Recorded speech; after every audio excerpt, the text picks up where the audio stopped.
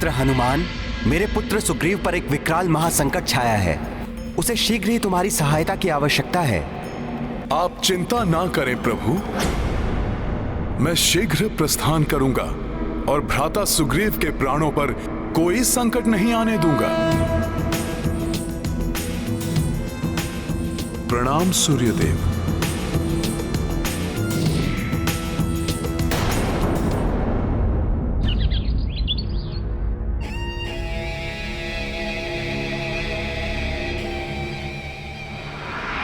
मंत्री जी, आपका क्या विचार है?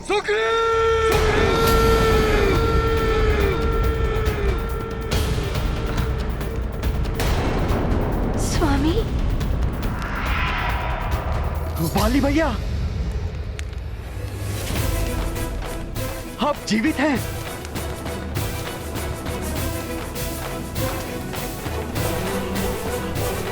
इतना सुखद आश्चर्य है भ्राता, इतना सुखद आश्चर्य है वाली भैया।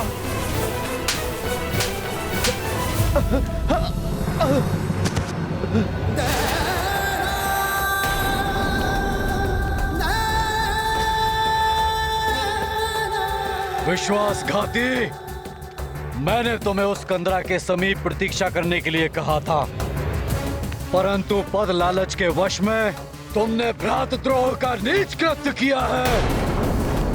मेरी ही घात का प्रबंध करके मेरे ही सिंहासन पर विराजमान हो गए। महाराज,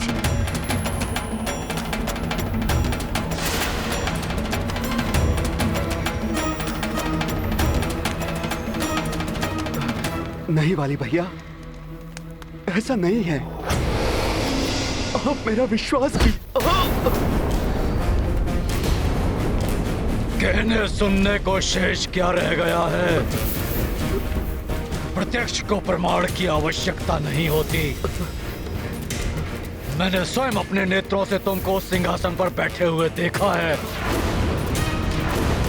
नीच कपटी वानर!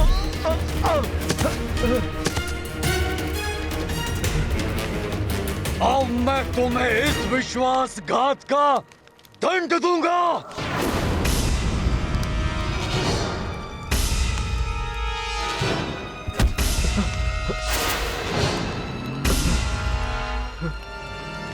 रुक जाइए महाराज, रुक जाइए। स्वामी, वाली भैया,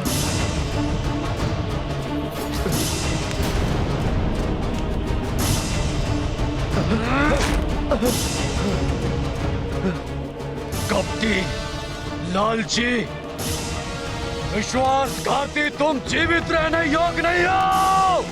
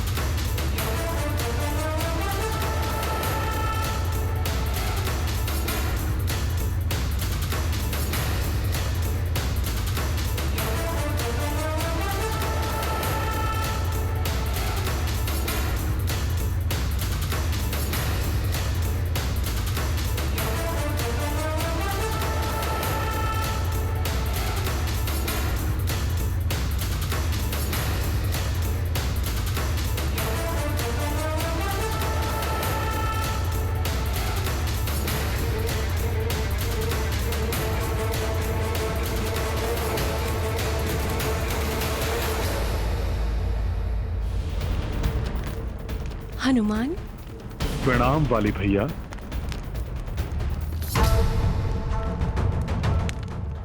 इस मरकट के सम्मुख आने से मुझे भय का आभास क्यों हो रहा है?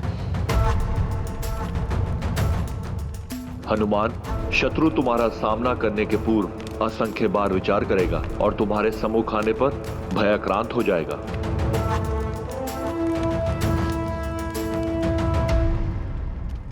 वाली भैया, मेरा विश्वास कीजिए, मैंने आपके साथ कोई द्रोह नहीं किया।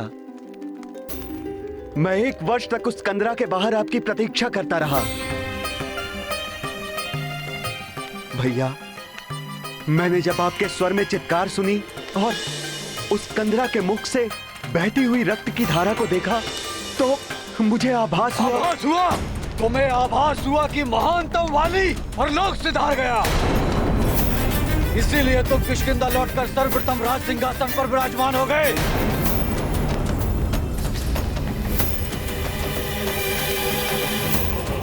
कपटी लालची।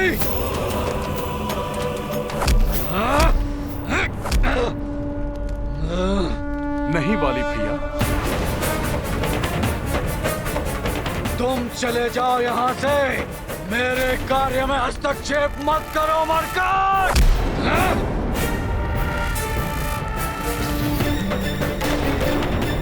सुग्रीव!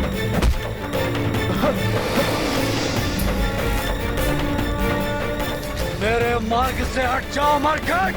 वाली भैया रुक जाइए।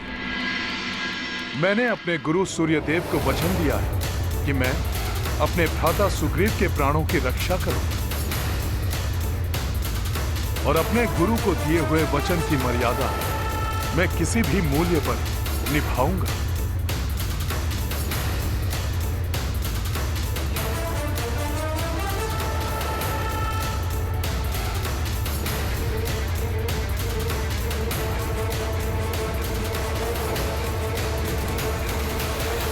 भ्राता सुग्रीव, आप शीघ्र प्रस्थान कीजिए। ऋष्यमुख पर्वत पहुंचिए आप।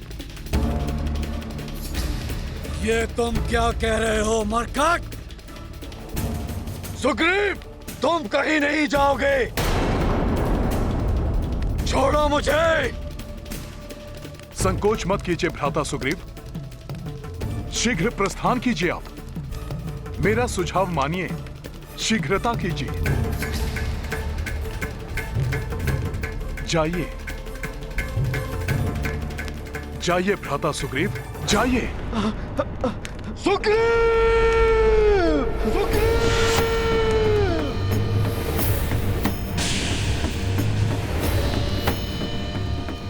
प्रतीत होता है कि सुग्रीव से पहले मुझे तुम्हारा वध करना पड़ेगा मरकट।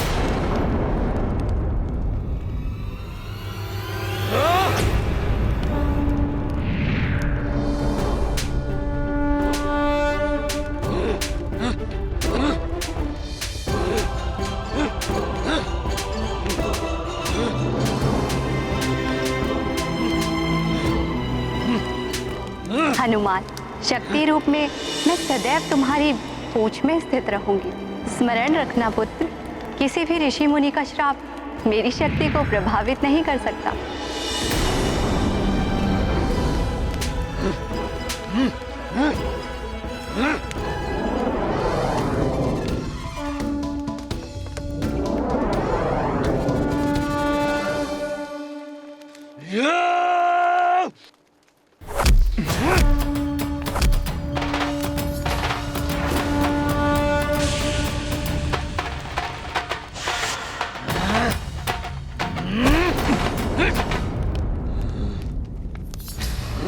मुझे वाली भैया को युद्ध में उलझा कर रखना होगा, जिससे भ्राता सुग्रीव को समय मिल जाए और वो सुरक्षित ऋष्यमुख पर्वत पहुंच सके।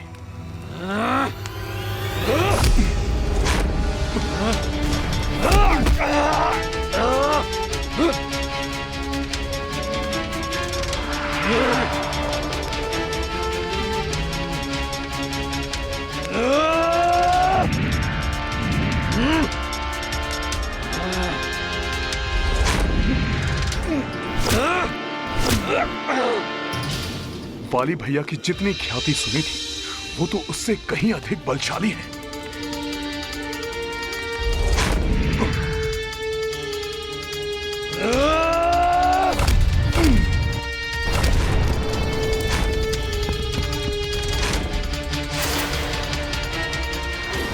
मैं तो यहां युद्ध में उलझा हुआ हूं। ज्ञात नहीं कि भ्राता सुग्रीव ऋष्यमुख पर्वत पहुंचे कि नहीं। कदाचित उनको मेरी सहायता की आवश्यकता होगी। मुझे यथाशीघ्र उनके पास जाना चाहिए।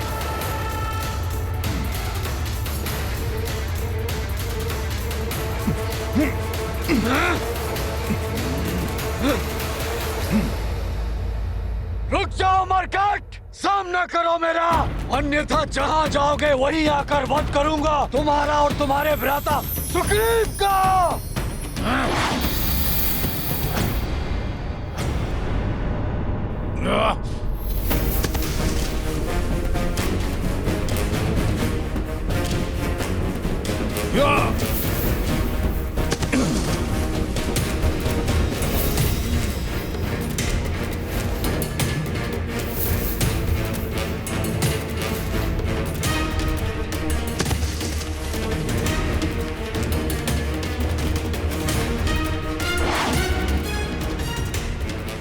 भ्राता सुग्रीव, इसी दिशा से ऋष्यमुख पर्वत समीप पड़ेगा।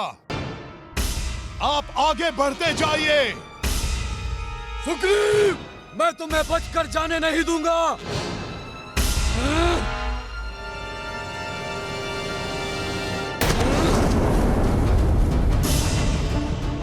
सुग्रीव, मैं तुम्हें बचकर जाने नहीं दूंगा। वाली जोहत सुग्रीव चाहो, तब कपीश ही प्राण बचायो। गिरि ऋष्य चलिए भ्राता सुग्रीव। पहुँचाए, दत्त वचन गुरुवर को निभाए। हनुमत अपने वचन के पालक, वीर प्रतापी राम के साधक। जय हो तुम्हारी श्री हनुमंत, तुम्हारा सुमिरन पीर का अंत। भ्राता सुग्रीव, हमें शीघ्रता करनी होगी। हम ऋष्यमुख पर्वत की सीमा पर पहुंचने ही वाले हैं।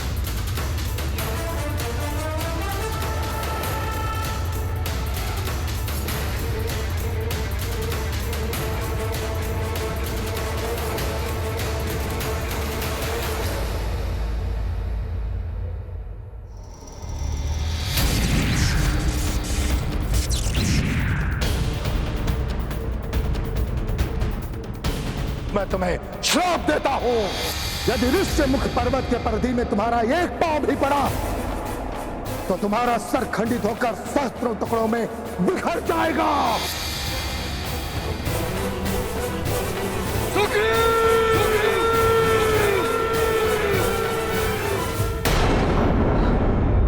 परंतु ऐसा क्या था प्राणवल्लभ जो वाली को ऋष्यमुख पर्वत पर जाने से रोक रहा था? एक श्राप। असुर मायावी दुर्मत से पूर्व उसके अति बलशाली भाई विकराल असुर दुंदुभी ने वाली को चुनौती देने की भूल की।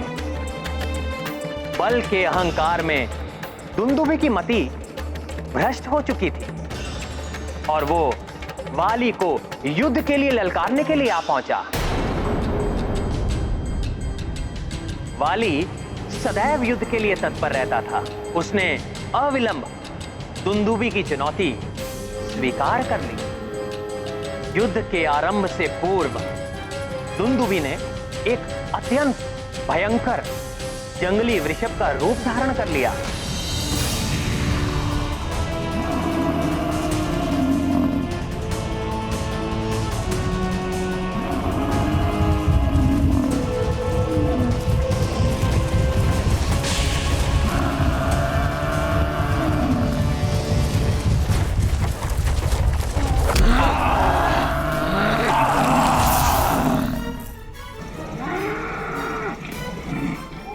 महानतम वाली को चुनौती देने का एक ही परिणाम संभव है, मृत्यु। अभी तो तुम आहत हुए हो, वाली तुम्हें तुम्हारे काल के पास भेजेगा।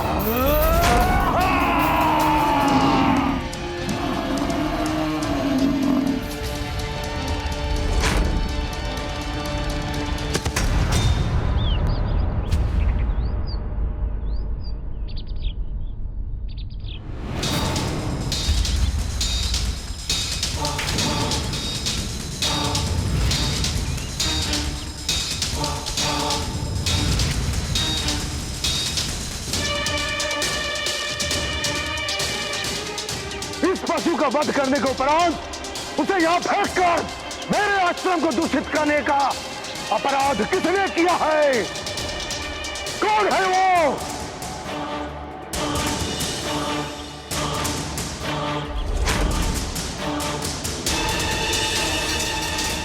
किष्किंधा के दंभी नरेश वाली, तुमने मेरे मदंग ऋषि के आश्रम को अपवित्र करने का अपराध किया है।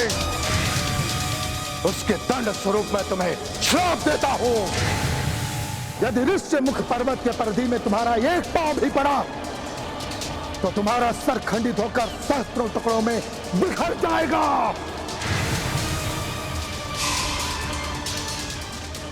मैं समझ गई प्राण वल्लभ। मतंग ऋषि के श्राप के कारण ऋषिमुख पर्वत पर बाली का प्रवेश वर्जित था, जिसके कारण वह एकमात्र ऐसा स्थान था जहां बाली सुग्रीव को कोई भी क्षति नहीं पहुंचा सकता था। हाँ देवी, और वाली वहां तक पहुंच पाए उसके पूर्व हनुमान और सुग्रीव ऋष्यमुख पर्वत की सीमा में प्रविष्ट हो गए। हताश वाली को रिक्त हाथ वहां से लौटने पर बाध्य होना पड़ा। इस बीच हनुमान और सुग्रीव निरंतर चलते चलते क्लांत होकर पंपासुर पहुंच गए। वहां उनकी भेंट रीछ राज जामवंत जी से हुई, जिनकी शरण में उन दोनों ने पंपासुर में रहने का ही निश्चय किया। और तभी हनुमान को एक असाधारण एवं अलौकिक आकर्षण का अनुभव हुआ।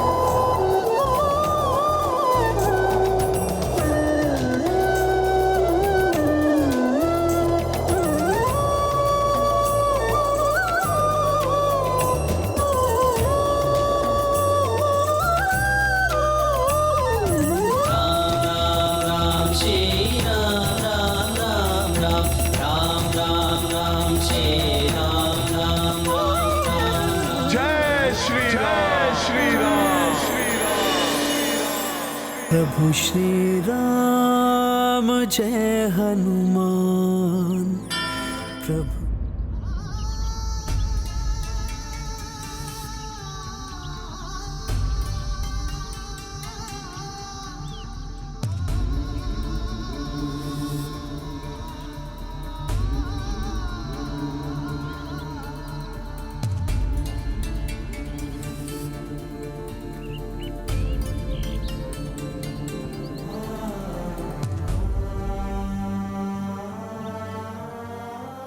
जय श्री राम, श्री राम, श्री राम, श्री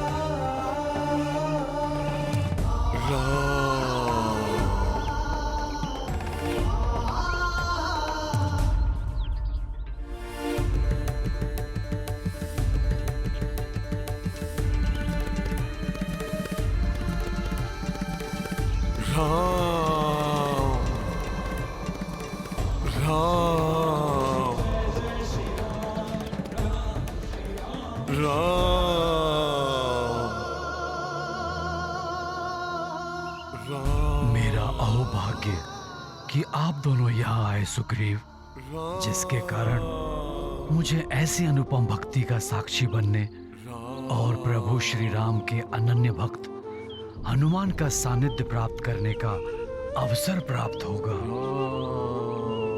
जाम्बवंत जी, मेरे संकट के समय में आपका स्नेहपूर्ण आश्रय पाकर मैं धन्य हूं।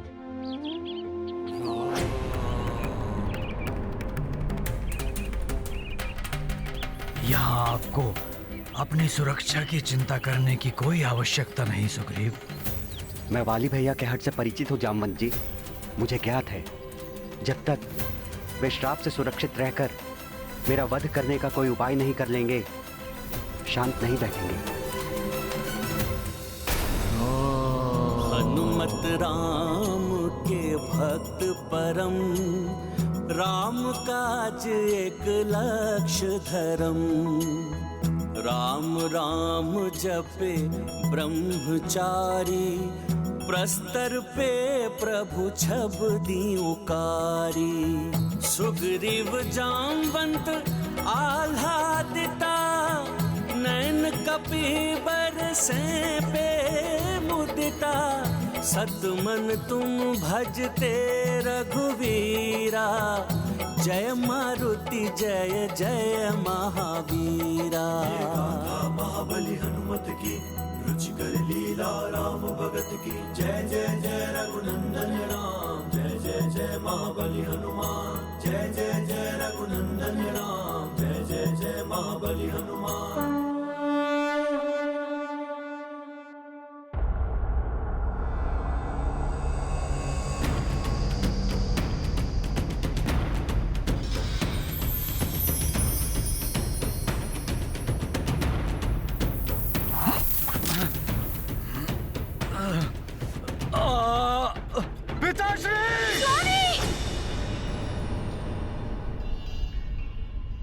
क्या हुआ देवी?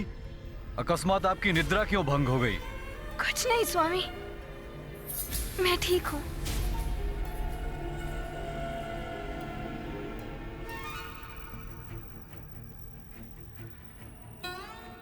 परंतु आपको क्या हुआ है?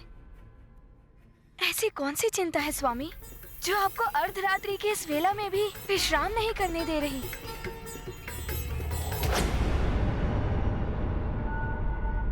मेरा शत्रु मेरे हाथों से बचकर निकल गया और वो एक ऐसे सुरक्षित स्थान पर छिपा बैठा है जहां मेरा प्रवेश करना वर्जित है। ये विचार मुझे कचोट रहा है देवी। जब तक मैं अपने हाथों से उस विश्वासघाती सुग्रीव का अंत नहीं कर देता, मेरा विश्राम करना असंभव है। आप व्यर्थ ही स्वयं को यातना दे रहे हैं स्वामी। आपके अनुज को तो पहले ही दंड मिल चुका है। वे वहाँ निर्जन वन में अपना दुख भरा जीवन व्यतीत करने पे बाध्य है और आप यहाँ किष्किंधा के सिंहासन पर आसीन हैं। क्या इतना भी आपको पर्याप्त नहीं? स्वामी, मेरी विनती सुनिए। अपने भ्राता को भूल जाइए, क्षमा कर दीजिए उन्हें। स्वामी वे कोई साधारण अपराधी नहीं, आपके अपने प्रिय अनुज हैं। भूल जाऊं? असंभव। क्षमा कर दूं? कदापि नहीं। महानतम वाली के द्रोही को दंड मिलकर ही रहेगा। मेरे साथ विश्वासघात कर उसने मेरे अनुज होने का अधिकार खो दिया है। अब वो मात्र परम शत्रु है मेरा। स्वामी, तन मन धन से आपके हित के प्रति समर्पित आपकी अर्धांगिनी होने के अधिकार से आपसे प्रार्थना करती हूँ, अपने भ्राता के प्रति इस क्रोध को त्याग दीजिए। स्वामी, भूल जाइए अपना क्रोध। भाइयों का आपसे द्वेष सदा ही विनाश का कारण बनता है। विनाश होगा, अवश्य होगा, परंतु मेरा नहीं। मेरे द्वारा उस भ्रातद्रोही सुग्रीव का विनाश होगा। एक बार उस ऋष्यमुख पर्वत पर प्रवेश करने का उपाय मिल जाए मुझे।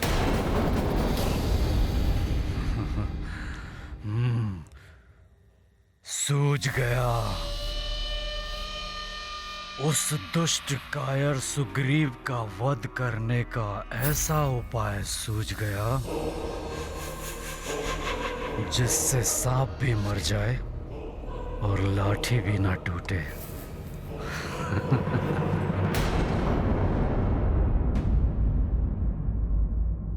इस ऋषिमय पर्वत की सीमा में प्रवेश नहीं कर सकता मैं। इसकी भूमि पर अपने पांव नहीं रख सकता, परंतु कहां रख सकता हूं ये मुझे ज्ञात हो गया है।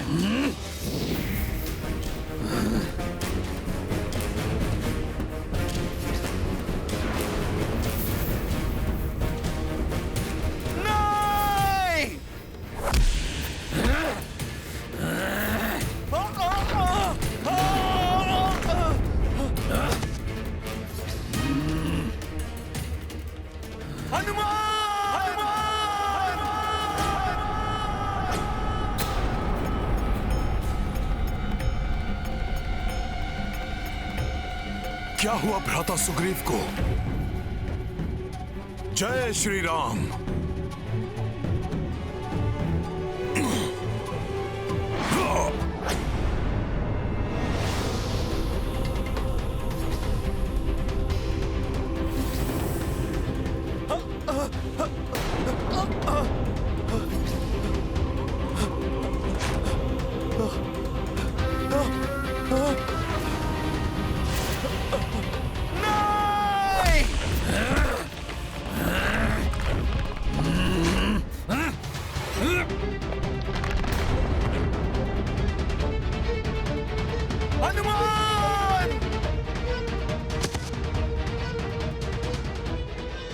मेरे पुत्र सुग्रीव पर एक विकराल महासंकट छाया है।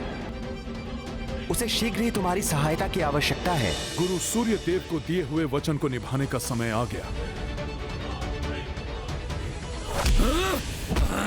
हनुमान! रक्षा करो! हनुमान!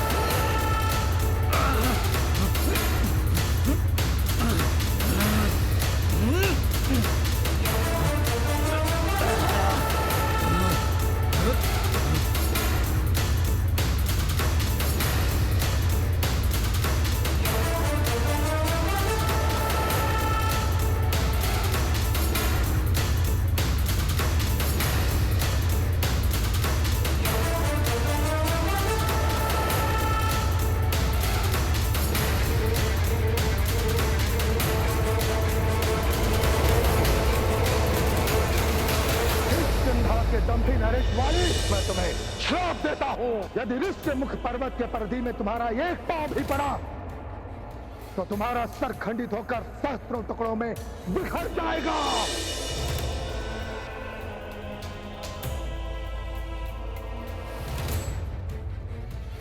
जाने दो मुझे मरकर, छोड़ दो मुझे,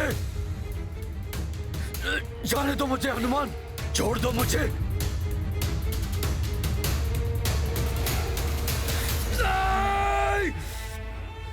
मुझे छोड़ दो। मैंने शीघ्र ही कुछ नहीं किया तो मतंग ऋषि का श्राप पूर्ण रूप से प्रभावी होकर मेरा अंत कर देगा। मुझे छोड़ दो हनुमान, जाने दो मुझे। मुझे इस प्रकार मारकर तुम्हें क्या प्राप्त होगा हनुमान? सुनो, भविष्य में मैं कभी भी इस पर्वत की ओर नहीं आऊंगा और ना ही सुग्रीव को आहत करने का प्रयत्न करूंगा। मुझे जाने दो। आप वचन देते हैं? हाँ, मैं वचन देता हूँ। इस ओर आना तो दूर, मैं कभी भी इस पर्वत की ओर नहीं देखूंगा। मुझे जाने दो हनुमान।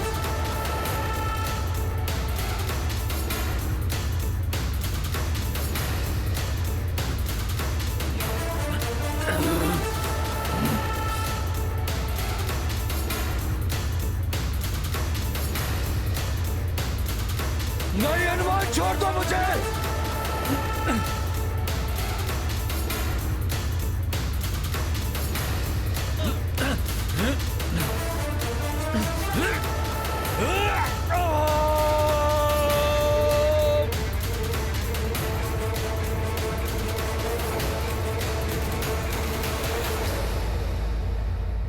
मेरा हाथ पकड़िए भ्राता सुग्रीव। ये गाथा महाबली हनुमत की, रुचिकर लीला राम भगत की। जय जय जय रघुनंदन राम, जय जय जय महाबली हनुमान।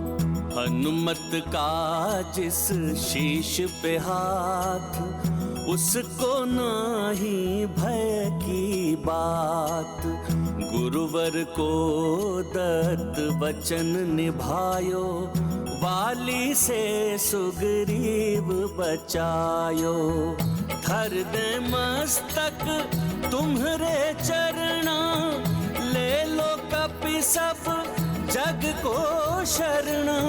सब सुख तुम्हरे पांव तली, जय जय जय बजरंग बली। मित्र हनुमान, यदि आज तुम न होते तो मेरी मृत्यु निश्चित थी। हनुमान, मैं तुम्हारा आभारी हूं। पुनः मेरे जीवन की रक्षा करने के लिए मैं आजीवन तुम्हारा ऋणी रहूंगा हनुमान। महाराज सुग्रीव, आप निश्चिंत रहिए। अब हनुमान के भय से वाली यहाँ कभी लौट कर नहीं आएगा। भ्राता सुग्रीव, मैं सदैव आपके साथ रहूंगा। बहुत बहुत धन्यवाद हनुमान।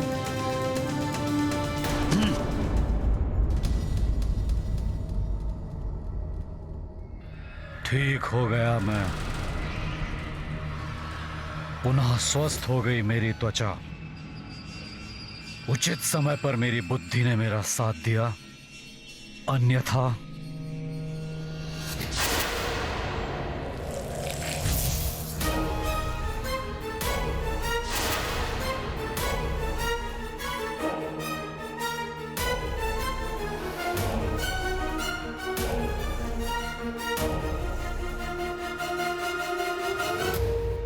आज मतंग ऋषि के श्राप ने तुम्हारी रक्षा की है सुग्रीव, परंतु महानतम वाली जो चाहता है उसे पूरा करके ही रहता है। इसलिए ये कदापि नहीं सोचना सुग्रीव कि वाली इस असफलता को स्वीकार कर शांत बैठा रहेगा। मेरी प्रतिहिंसा की अग्नि तुम्हारा भक्षण अवश्य करेगी। देखता हूं वो मरकट कब तक तुम्हारी रक्षा करता है।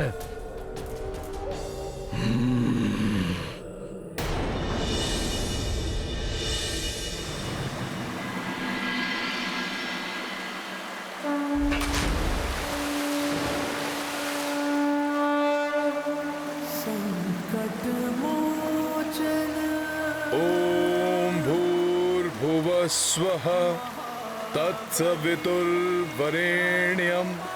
भर्गो देवस्य धीमहि धियो यो नः प्रचोदयात्। ओम भूर्भुवः स्वः।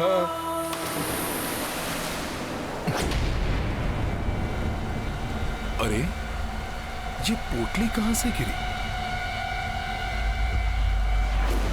मेरी रक्षा कीजिए नाथ, प्रभु मेरी रक्षा कीजिए, रक्षा कीजिए, प्रभु मेरी रक्षा कीजिए।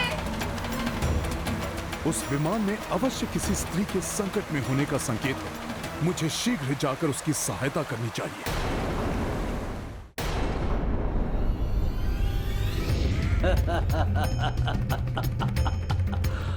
मेरी रक्षा कीजिए नाथ, प्रभु मेरी रक्षा कीजिए, रक्षा कीजिए, प्रभु मेरी रक्षा कीजिए।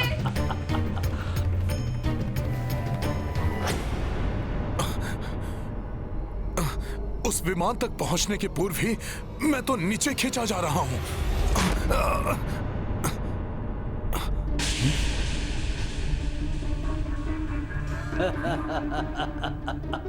मुझे और ऊंची छलांग लगानी होगी।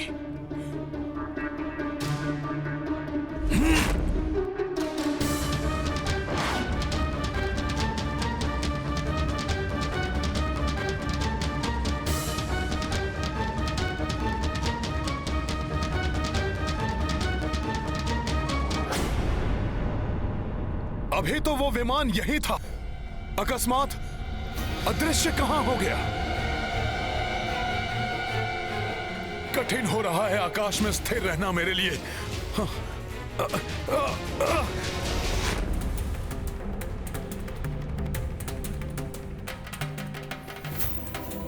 अवश्य ये पोटली उसी स्त्री की है जो व्याकुल स्वर में अपने स्वामी को पुकार रही थी।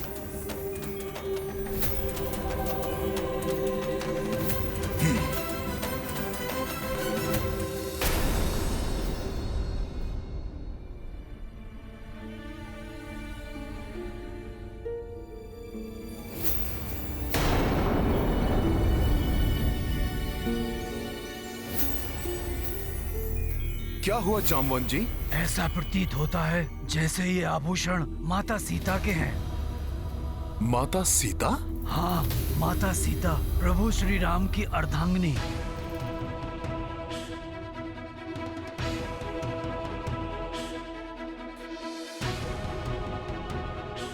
माता सीता?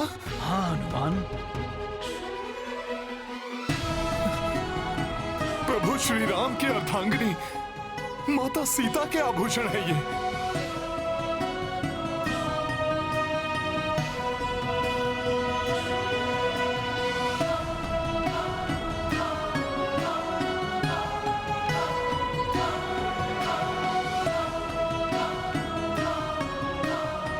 प्रभु मेरी रक्षा कीजिए। उनके व्यथित स्वर से तो ऐसा प्रतीत हुआ था कि वो किसी भारी विपदा में थी। और क्या हनुमान? और इतनी ऊंची उड़ान भरने में मैं असमर्थ, उनकी कोई सहायता नहीं कर पाया। और उन तक पहुंचने से पूर्व ही वो विमान मेरी दृष्टि से ओझल हो गया।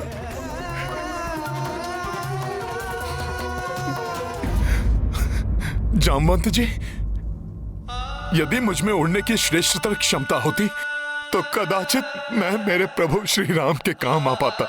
निराश मत हो हनुमान, तुम्हारे हाथों में माता सीता के आभूषणों का गिरना कोई संयोग नहीं है।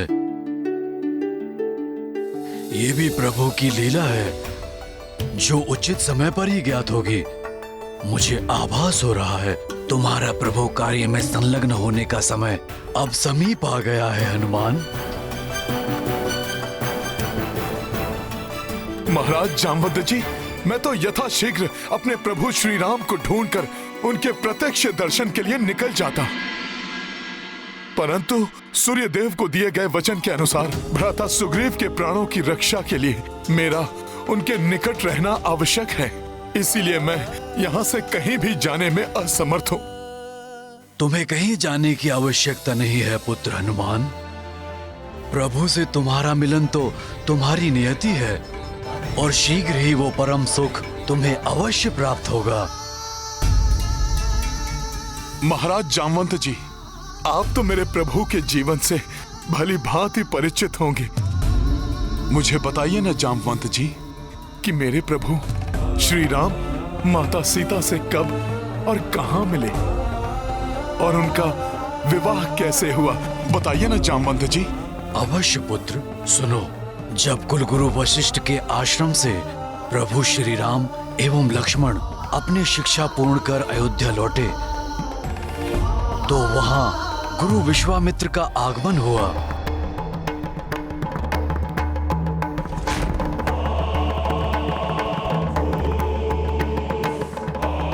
वही विश्वामित्र जिन्होंने अपने कठोर तप से ब्रह्म ऋषि की पदवी प्राप्त की है।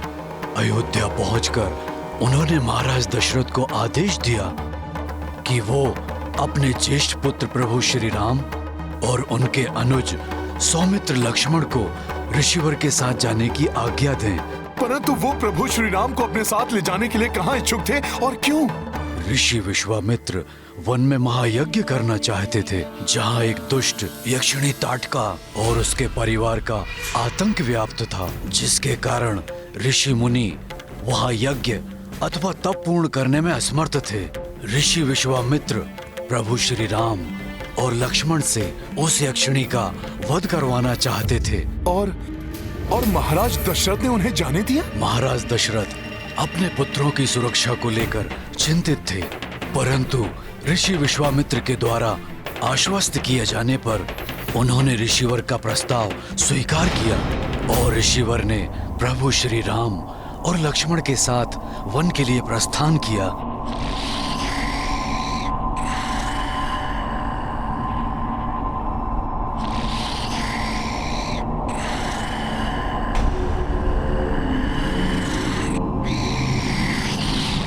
पुत्र राम, लक्ष्मण, यहाँ सर्वत्र व्याप्त अंधकार इस बात का संकेत है कि यहाँ से उस दुर्दांत यक्षिणी ताड़का का प्रभाव क्षेत्र प्रारंभ होता है, जिसके भय से कोई भी जीव यहाँ विचरण करने का साहस तक नहीं करता। यह भयंकर ध्वनि निद्रा में उसके श्वास के प्रभाव से उत्पन्न हो रही है। इस ताड़का रूपी बाधा का अंत करने के पश्चात ही हमारा आगे जाना उचित होगा। जो आज्ञा गुरुदेव।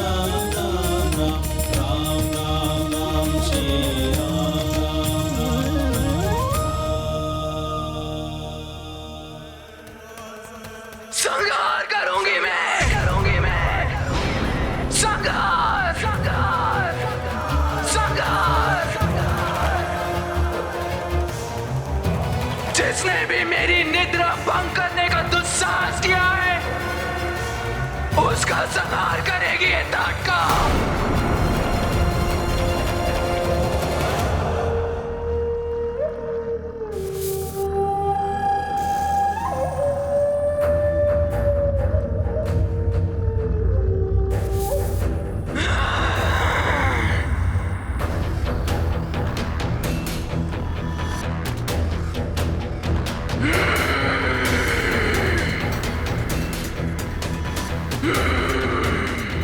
धरती कंपित हो जाती है मेरे पंख से। सूर्य देव की किरणें मेरे ही भय से इस वन में प्रवेश करने का साहस नहीं करती। मेरे भयानक दंत करते हैं सबका अंत। मूर्ख ऋषि मुझसे मुक्ति पाने के लिए इन दो कीट पतंगों को लेकर आया है।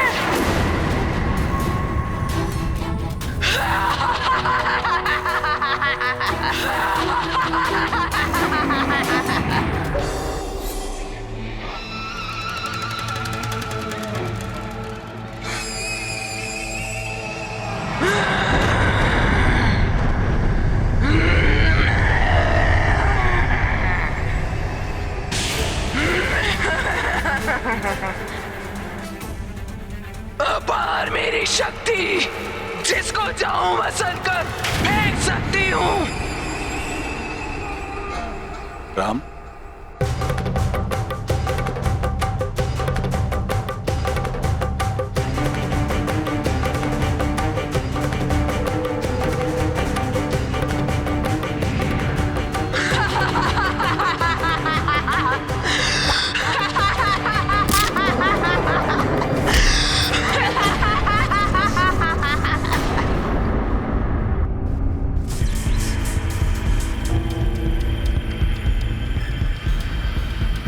शिलाखंडों से तो मात्र गुदगुदी होती है मुझे।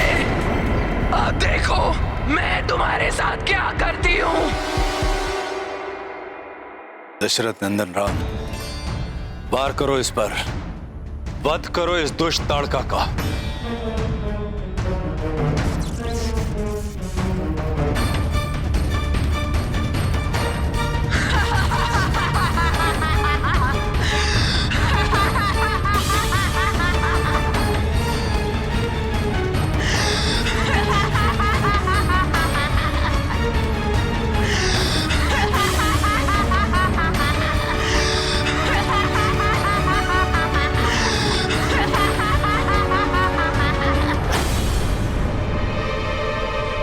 क्या हुआ पुत्र राम, रुक क्यों गए? कहीं तुम्हें यह संकोच तो नहीं कि तुम्हारे सामने एक स्त्री खड़ी है? यदि ऐसा है तो अपने हृदय से यह संकोच निकाल दो। पुत्र राम, ये स्त्री नहीं, स्त्री रूपी पापनी यक्षिणी राक्षसी है। उसका वध सर्वथा उचित है। मेरे पिताश्री ने आदेश दिया था कि आपकी प्रत्येक आज्ञा का पूर्ण समर्पण के साथ पालन करना है, और मेरे लिए मेरे पिताश्री का आदेश सर्वोपरि है। इसलिए आपकी इच्छा अनुसार इस ताड़का का वध करना मेरा कर्तव्य है। अब मुझे कोई संकोच नहीं।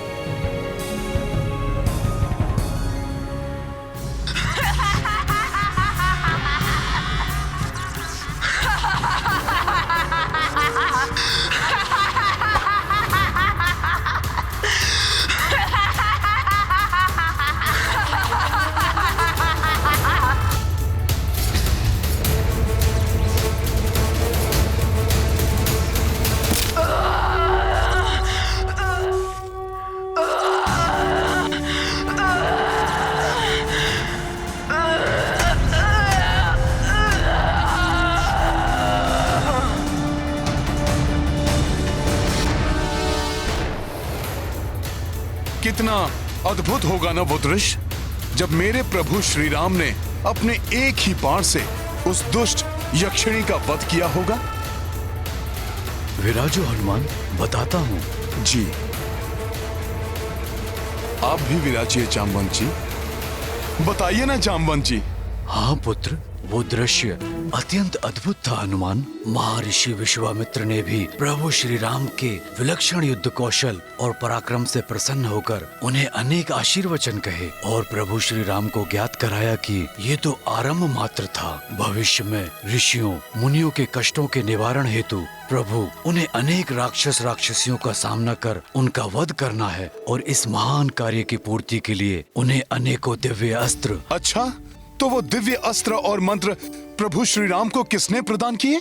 स्वयं ऋषि विश्वामित्र ने उन्हें बल और अति बल की विद्या दी पुत्र।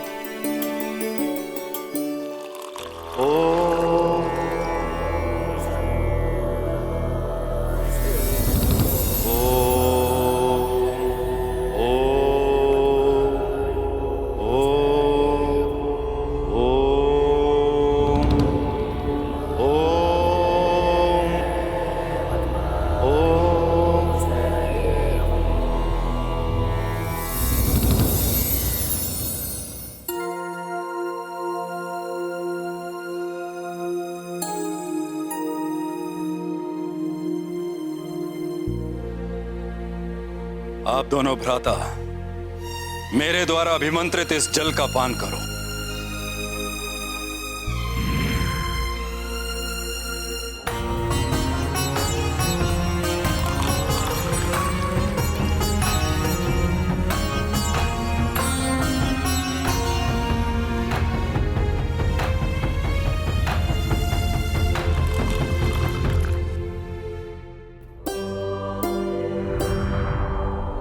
अब आप दोनों भ्राताओं में बल अति बल विद्याओं का संचार हो चुका है। इसका प्रभाव यह होगा कि आप निद्रा और भोजन को प्राप्त किए बिना कभी भी क्लांत नहीं होंगे। आपने शुदा और निद्रा पर सदैव के लिए विजय प्राप्त कर ली है। गुरुवर, ये ज्ञान देने के लिए मैं आपका आभारी हूं। मैं सदैव इस विद्या का प्रयोग जगत कल्याण हेतु ही करूंगा। अब आप दोनों का त्रिदेवों और देवताओं से दिव्य अस्त्र और शक्तियां प्राप्त करने का समय आ गया है।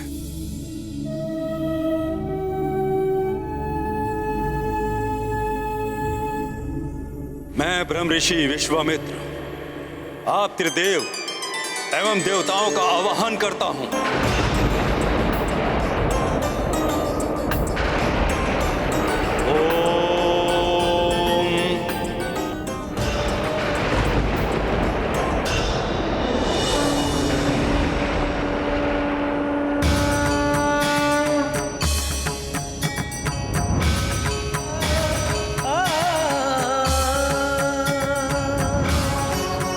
प्रणाम देवतागण।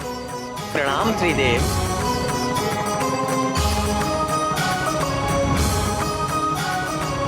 प्रणाम ऋषिवर।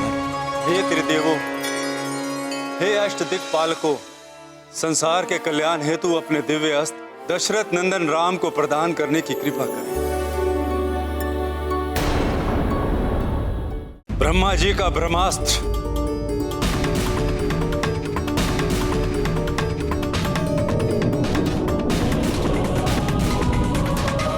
प्रभु विष्णु जी द्वारा प्रदत्त धर्म चक्र, काल चक्र एवं विष्णु चक्र, बाबा भोलेनाथ का पिनाकी धनुष, देवराज इंद्र का वज्र,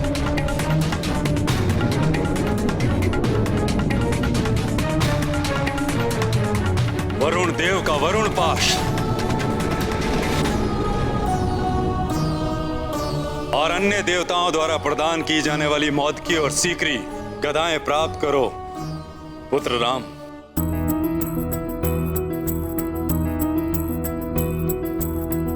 विश्वामित्र आह्वान किए, देव त्रिदेवा प्रकट भये। राम को करने अधिक समर्थ, अस्त्र शस्त्र किए भेंट तदर्थ। चक्र हरि बिना की शिवे श्री ब्रह्मा ब्रह्मास्त्र दिए। रामचंद्र भय अति बलवान, जग कल्याणक लक्ष्य महान।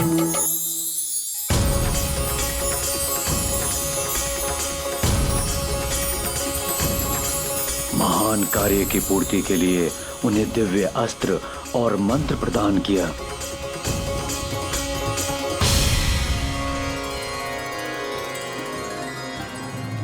आपके आशीर्वाद स्वरूप इन दिव्य अस्त्रों को पाकर मैं कृतार्थ हुआ। मुझे आशीष दीजिए कि मैं जब भी इनका आह्वान करूं, ये मेरे सम्मुख प्रकट हो जाएं। उसके उपरांत प्रभु श्री राम ने प्राप्त दिव्य अस्त्रों को सहर्ष अपने अनुज सुमित्रानंदन लक्ष्मण के साथ साझा कर लिया।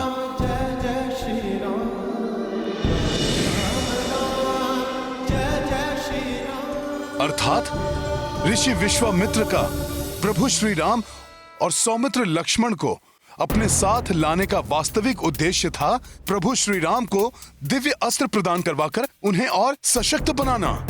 ऋषिवर का एक और उद्देश्य भी था, जिसके विषय में तुम्हें बाद में ज्ञात होगा, परंतु उसके पूर्व ये सुनो हनुमान, दूसरे ही दिवस से ऋषि विश्वामित्र ने अपना यज्ञ प्रारंभ कर दिया। अनुज लक्ष्मण उस क्षेत्र की रक्षा करने में तत्पर थे और प्रभु श्री राम ने अपने बाणों से यज्ञ स्थली की रक्षा हेतु एक दिव्य छत्र का निर्माण किया, जिससे कोई भी अवांछित जीव अथवा ध्वनि वहां प्रवेश न कर सके।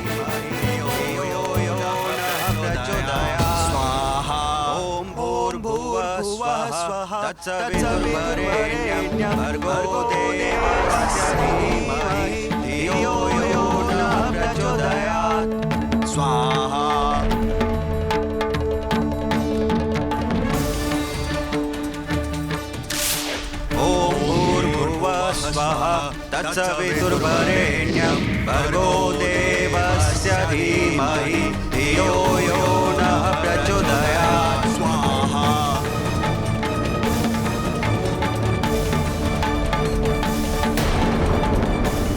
अर्थात प्रभु मात्र उस क्षेत्र की रक्षा ही नहीं कर रहे थे, परंतु उन्होंने ये भी सुनिश्चित कर दिया था कि यदि वहां पर कोई और प्रवेश करने का प्रयास भी करे तो भी यज्ञ में किसी प्रकार का कोई व्यवधान ना आए। हाँ पुत्र, फिर दोनों भाई पूर्ण सतर्कता से यज्ञ पर अपनी सुरक्षा दृष्टि बनाए हुए थे, परंतु यज्ञ के अंतिम दिन ताट का पुत्र सुबाहु और मारीच छिपकर यज्ञ में अवरोध उत्पन्न करना चाहते थे, परंतु प्रभु श्री राम के सुरक्षा छत्र को भेद पाना कहाँ संभव था।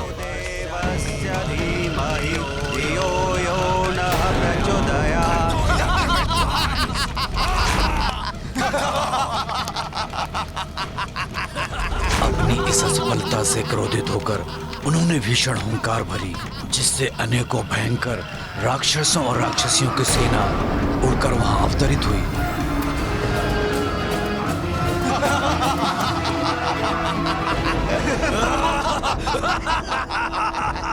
वहीं प्रभु श्री राम ने अपना ध्यान उन दोनों अदृश्य राक्षसों के स्वर पर केंद्रित किया और फिर एक के बाद एक उन्होंने मानव बाण मारीच की ओर और आग्नेय बाण सुबाहु की ओर प्रक्षेपित किया।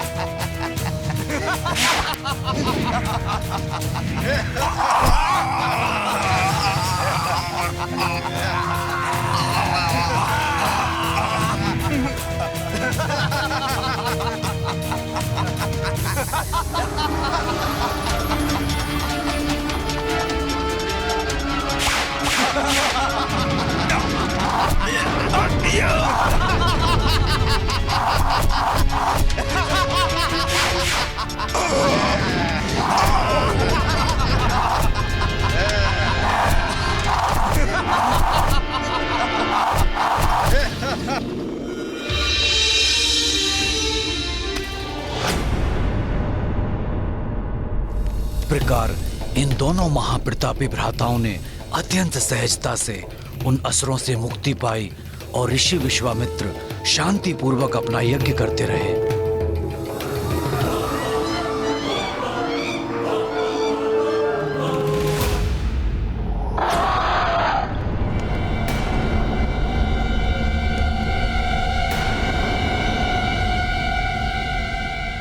ये कैसी ध्वनि है हनुमान? प्रतीत होता है शत्रु रूप में किसी अनिष्ट का आगमन हो रहा है यहाँ।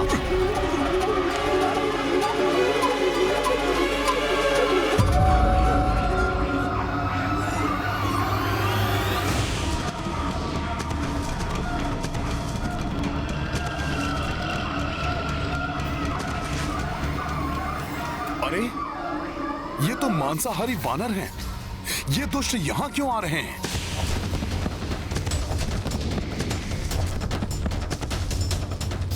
मैं अभी जाकर देखता हूं जामवंत जी। हाँ।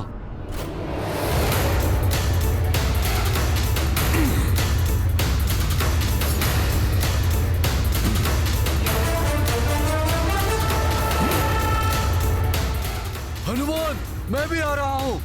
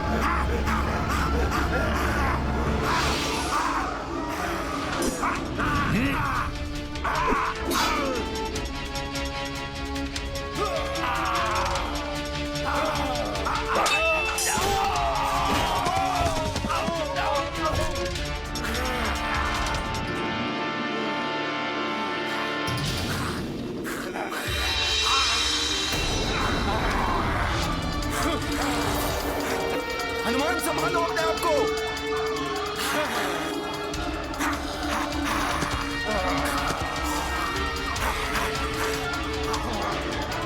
हनुमान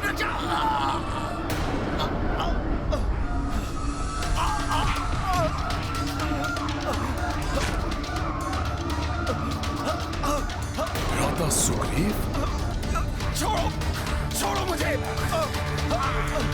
छोड़ो। इन दुष्ट वानरों ने सुग्रीव को बंदी बना लिया है।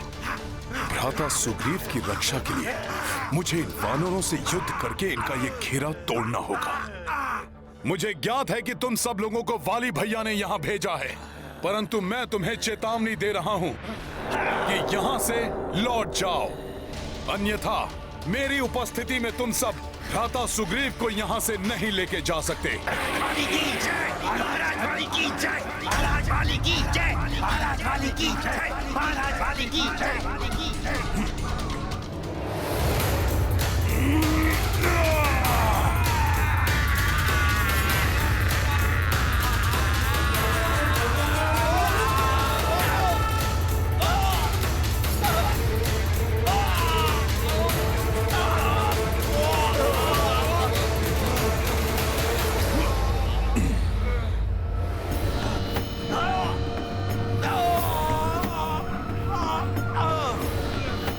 समय व्यर्थ मत करो, इसे शीघ्र महाराज बाली की आज्ञा अनुसार ऋष्यमुख पर्वत के उस पार ले जाना है।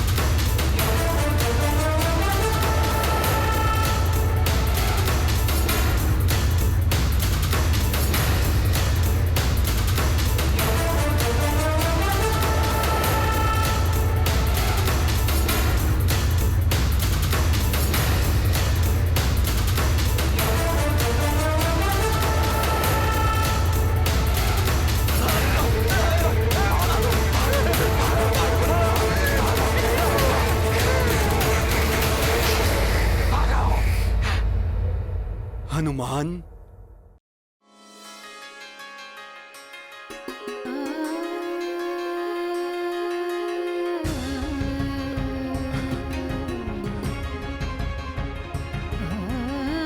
हनुमान की जय, हनुमान की जय, हनुमान की जय, हनुमान की जय, हनुमान की जय, हनुमान की जय, हनुमान की जय। हनुमान, मैं तुम्हारे प्रति अपना आभार कैसे प्रकट करूं? हर बार के समान इस बार भी मेरे जीवन की रक्षा करने के लिए मैं सदैव तुम्हारा ऋणी रहूंगा।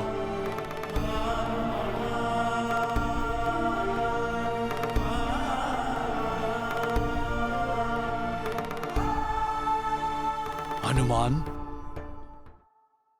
आज प्रथम बार तुम्हें इस प्रकार युद्ध करते देखकर मैं पूर्ण विश्वास के साथ कह सकता हूँ, अपने दीर्घ जीवन में मैंने जितने शूरवीर पराक्रमी योद्धाओं को देखा है, उनमें तुम सर्वश्रेष्ठ हो पुत्र।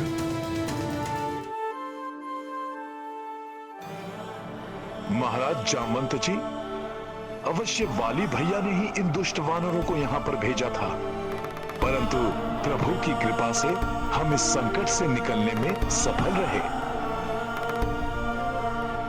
हनुमान,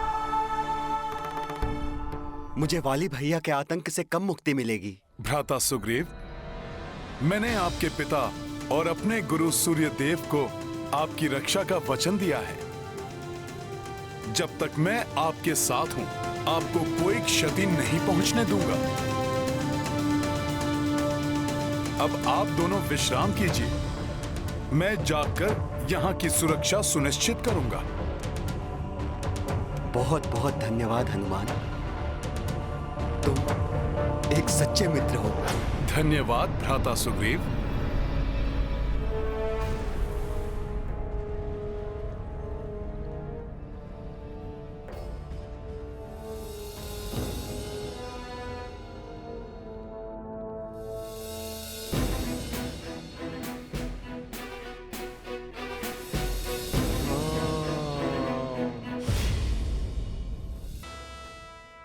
जामवंत जी,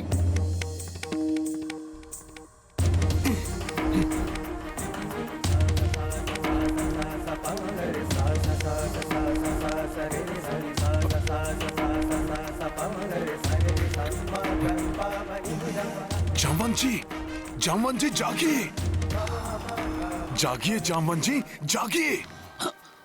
क्या हुआ हनुमान? क्या वाली ने किसी और को भेजा है आक्रमण करने? फिर क्या हुआ?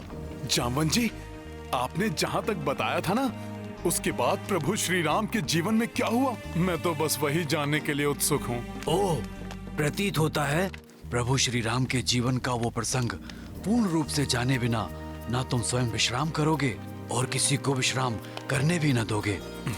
उचित है, तो सुनो पुत्र हनुमान। यज्ञ पूर्ण होने के उपरांत ऋषि विश्वामित्र प्रभु श्री राम और लक्ष्मण को लेकर जनकपुरी की ओर निकल पड़े। जनकपुरी?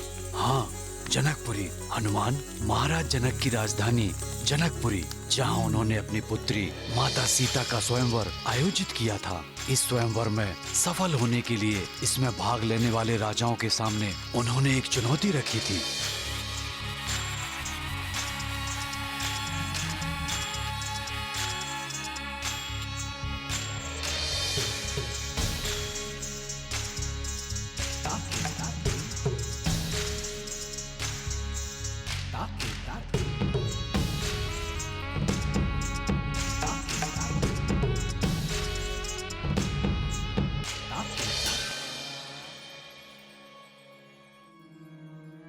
ये भगवान शिव का दिव्य धनुष है, जिससे उन्होंने त्रिपुरासुर का वध किया।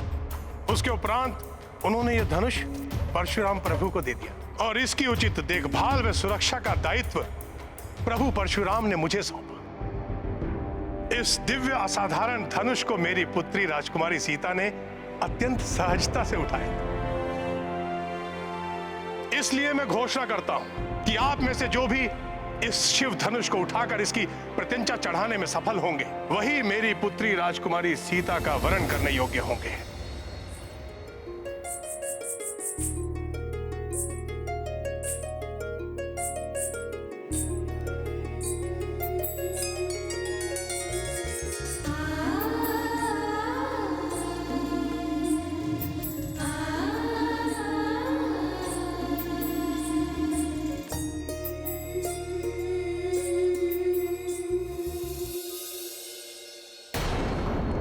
महाराज जामवंत जी, तो प्रभु श्री राम स्वयंवर में भाग लेने के लिए वहाँ पर कैसे पहुँच गए? ऋषि विश्वामित्र यही तो चाहते थे कि प्रभु श्री राम वहाँ उपस्थित रहें, परंतु उन्हें ज्ञात था कि अपने पिता की अनुमति पाए बिना प्रभु श्री राम स्वयंवर में कदापि भाग नहीं लेंगे। इसलिए उन्होंने श्री राम से स्वयंवर के विषय में कुछ नहीं कहा। बस उन्हें इतना बताया कि मिथिला में भगवान शिव के दिव्य धनुष को उठाने की प्रतियोगिता हो रही है। एक क्षत्रिय होने के नाते किसी भी चुनौती को स्वीकार करना प्रभु श्री राम का धर्म है। इसलिए पूर्ण सत्य जाने बिना ही प्रभु श्री राम उस स्वयंवर में पहुंच गए।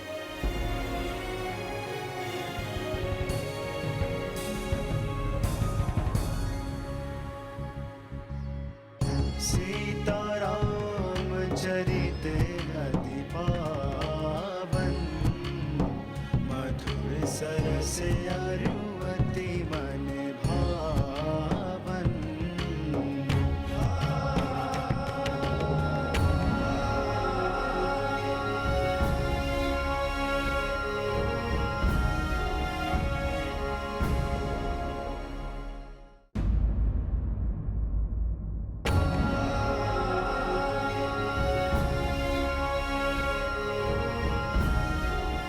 प्रणाम ऋषिवर, आपका स्वागत है। आपका कल्याण हो महाराज जनक। प्रणाम महाराज। प्रणाम महाराज। प्रणाम राजकुमार,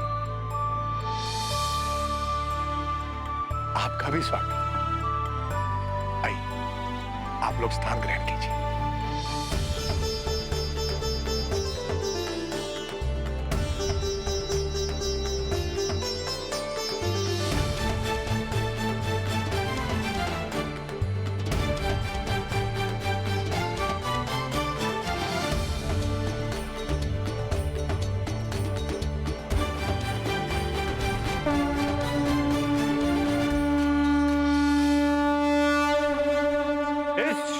शंख ध्वनि के साथ राज ऋषि महाराज जनक की सुपुत्री सीता जी का स्वयंवर प्रारंभ होता है। यहाँ आमंत्रित सभी लोगों से निवेदन है कि वो एक एक करके आएं और इस दिव्य धनुष को उठाने का प्रयत्न करें।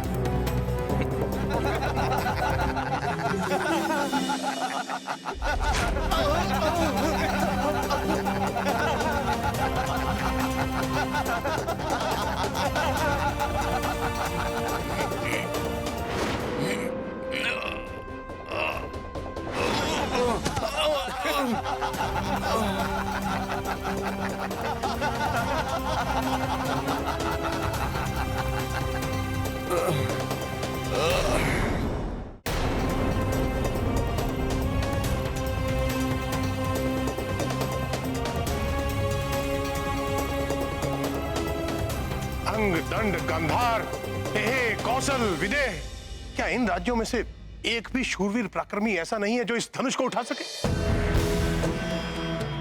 क्या धरती वीरों से शून्य हो गई? क्या जम्मू द्वीप में वीरों का अकाल पड़ गया है?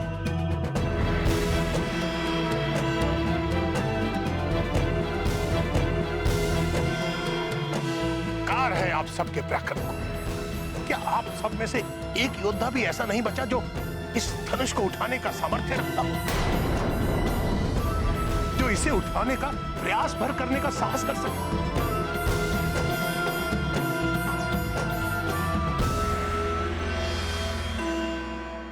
मैं हूं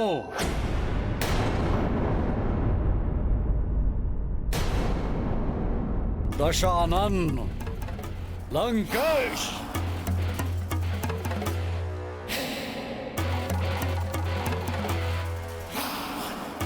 महाराज जनक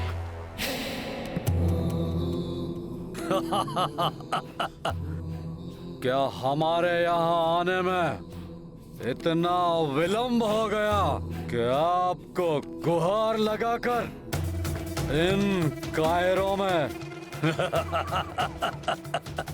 वीरता जागृत करने की आवश्यकता पड़ी?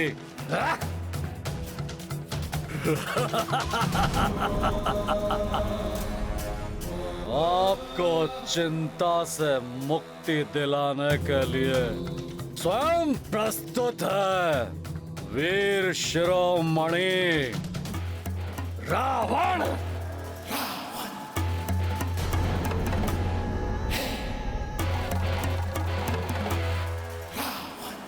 त्रिभुवन विजेता हूं मैं, और उस पर महादेव का परम भक्त भी हूं मैं।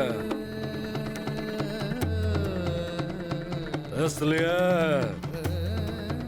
मेरे भगवान महादेव का ये दिव्य धनुष तो मैं अपने बाएं हाथ से पलक झपकाए बिना ही उठा लूंगा।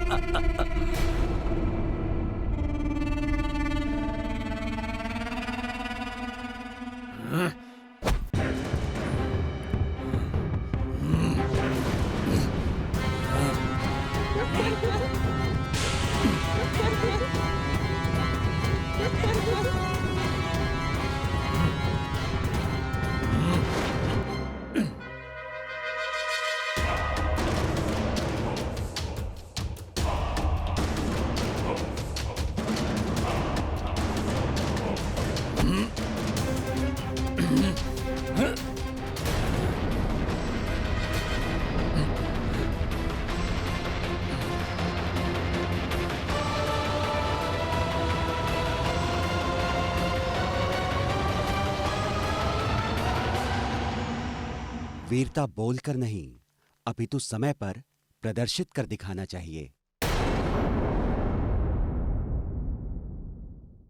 ऐसे और भी मजेदार वीडियो के लिए हमारे चैनल को लाइक, शेयर और सब्सक्राइब करें।